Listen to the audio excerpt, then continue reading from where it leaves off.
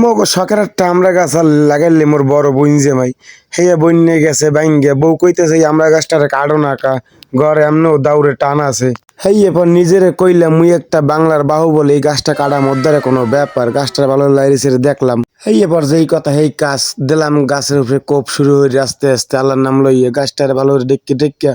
দিলাম গোড়ায় কোপ কোপ দিতে না দিতে মোর জিবরে গেলে এক হাত বাইরে ইয়া মোর বউ কইতেছে এই বলে বাংলার বাহুবলী কুড়াল জাগাইতেছে পরে সেগাইয়া হেয়া কইতে কইতে আইছি মোর পাশে। হ্যাঁ পাশে পুনর পুনরে কইতে আছে এই কাম তোমার দ্বারা সম্ভব না মুইকে তুমি দেহ একটু চাই আসতেছে কই এক আট দিলাম মনে করো 2 মিনিটের মধ্যে একটু খাড়াই দেহ হইয়া কইয়ে দিলাম জোরে হ্যাঁ রে কাড়েই না ওরে মোর কোদা কতক্ষণ কোপাইতে কোপাইতে মোর এমনি রত লাগি যাইতে আছে কন দেই কি জোরে একটা কোপ দি এরপর যদি না কাড়ে কি হর মুয়ার এই এবার কাড়িয়ে আল্লাহ মনে মনে চিন্তা রে কাম যারা হরে এরা যে কেমনি হরে এই কুড়াল জাগাইতে মনে করেন মোর হোগার পা মাত্র দিয়ে যায় শ্বাস হ্যাঁ হোগাইতে কেমন না মুখ দেখে নিজেও করতে পারতেছি না